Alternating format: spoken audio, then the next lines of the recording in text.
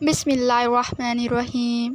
امام احمد بن حنبل کہتے ہیں کہ ایک دن میں راستے میں چلا جا رہا تھا، کیا دیکھتا ہوں ایک ڈاکو لوگوں کو لوٹ رہا ہے۔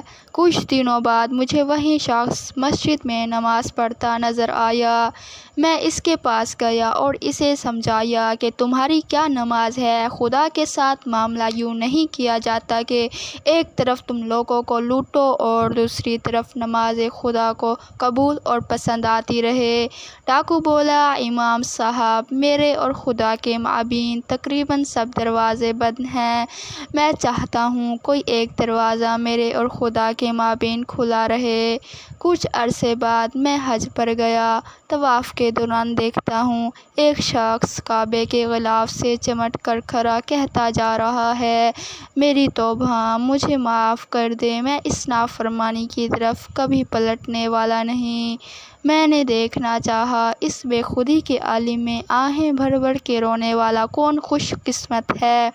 کیا دیکھتا ہوں یہ وہی شخص ہے جسے میں نے بغداد میں ڈاکے ڈالتے دیکھا تھا۔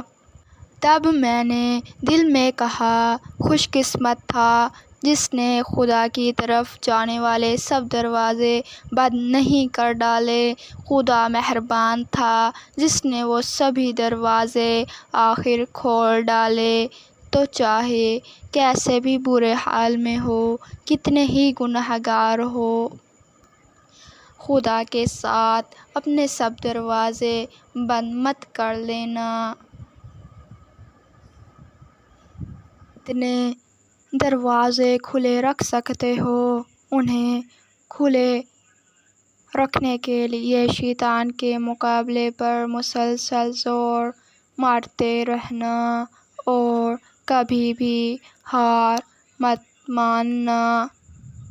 کوئی ایک بھی دروازہ یہاں کھلا مل گیا تو کچھ بعید نہیں وہ سب دروازے ہی کھل جائیں جن کے بارے میں تمہیں کبھی آس نہ تھی کہ خدا کی جانب سفر میں ان سب خوبصورت راہوں سے تمہارا گزر ہوگا۔